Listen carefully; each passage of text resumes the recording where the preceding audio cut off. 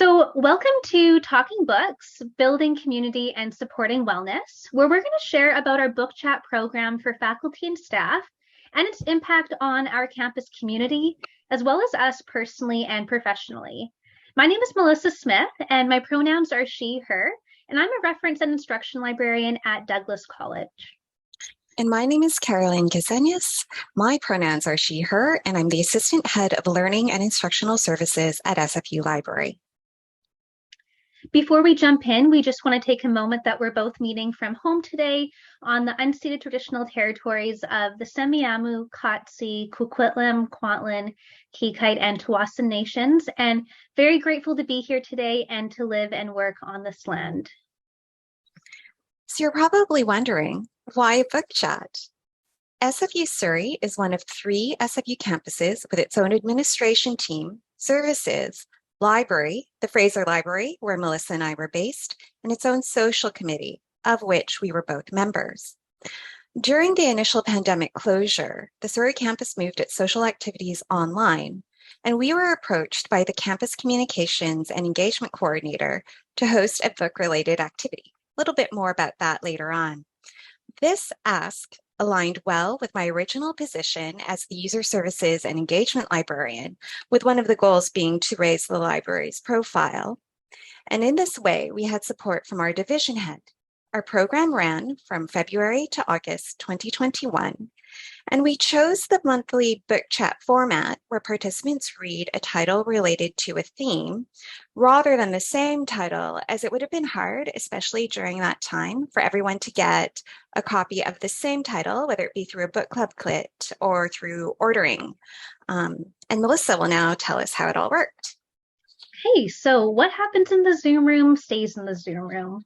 So essentially, we opened each session with a community agreement to welcome and set expectations for new participants and emphasize that we're really just gathering because we love books and we want to talk about them.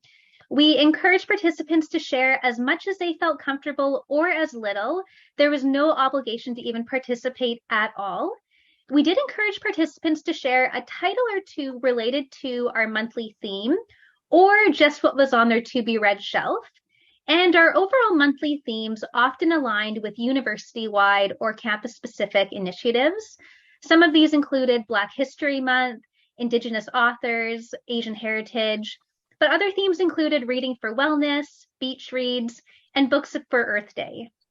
The only note-taking in our meeting was related to writing down the titles of the books shared, as we sent a book list out after each meeting with hyperlinks to any copies we had available in our library.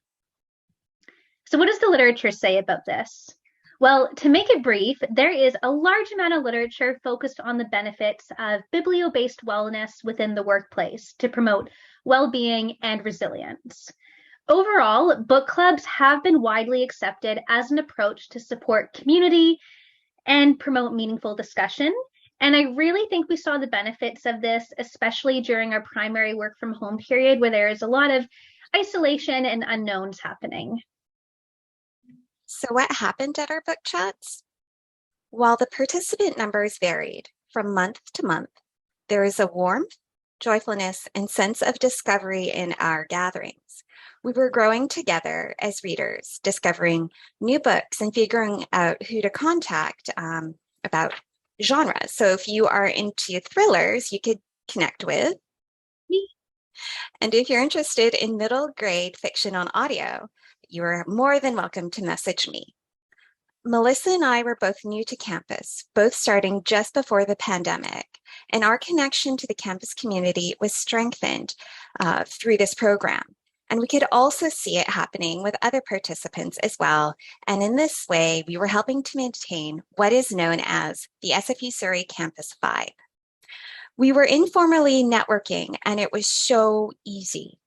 Connections were made university-wide as members from other campuses joined, and connections were also made at different levels because there were directors and administrators and staff members who joined us. And these connections were maintained even as our roles changed and circumstances. Whether you meet someone on campus or bump into them online, you're smiling and you're chatting. Our connections were beyond transactional. We really got a sense of the person behind the job title. And from a library perspective, we got suggestions for titles for our popular reading collection. And upon reflection, what else did we learn? We learned put your oxygen mask on first. So I am going to get into more detail about what we mean by this in just a moment here. But I just want to acknowledge that our book chat impact was more than we expected and even anticipated going into it. And it was really made possible by our partnership with admin in the Surrey Campus. And we had a really great team, and they really helped us to promote and share the book chat more widely. So we were able to get more participants. And I just have an example here of what one of the marketing tools looked like. So let's just pull this up here. So this is on the SFU Surrey webpage, and it's one of the news bulletins that was put out. So you'll see here, it's inviting people to come to our April book chat for Earth Day.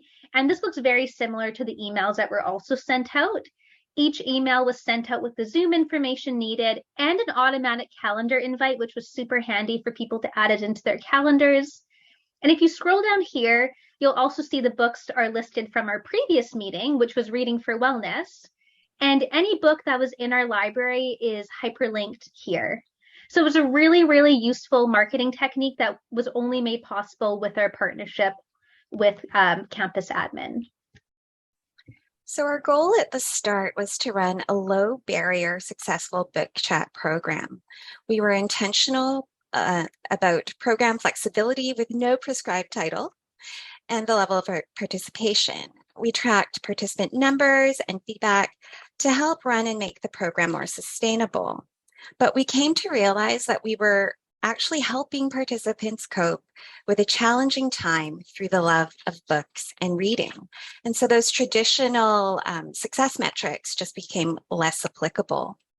Our book chat is currently dormant as circumstances and roles have changed, but Melissa and I feel that the framework and tools we established can be easily picked up again, replicated by other students or other institutions, and even expanded upon, possibly opening up to students with some additional logistics considerations. And overall, there isn't much we would change.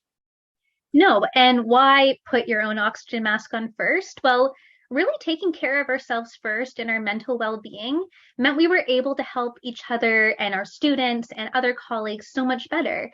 Outcome really became community building during a very challenging time, and it wasn't obvious when we were in it, but looking back, it made a huge difference. In summary, these are some of the things we think made our book chat so successful. A monthly meeting that was set out with a calendar invite through campus partners to expand the book chat more widely. Themes versus set titles. So it was a more low barrier approach to participating. You didn't even have to buy a specific book. Recording and sharing titles discussed, especially when they were available in the library to expand the library's reach across campus, and our partnerships. Overall, that is the end of our lightning talk here. We really hope you enjoyed hearing about our book chat. And if anyone has any follow-up questions, please feel free to email either of us at any time. We did share our slides with the CAPAL committee, but you'll find our references and our link to our marketing here as well. Thank you so much. And I will be at the COP open house and the display outreach and engagement COP lightning talks if you have any further questions. Thank you.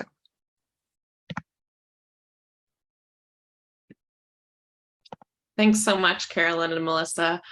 I think we do have 5 minutes for questions now. So if anyone had any questions for the two presenters, you could put them in the chat or the Q&A. I just wanted to comment that I love the idea of themes instead of titles, because one of the things that has held me back from joining book clubs is like the pressure to finish a book within a month, because if I get on a reading stint, I will read through like multiple books in a month, but like sometimes I just don't, sometimes I just don't feel like reading for weeks. And just to be able to go and still talk about books, like maybe a book I didn't read that month, maybe I read it a year ago, I think that that's really great. I like that you guys did that.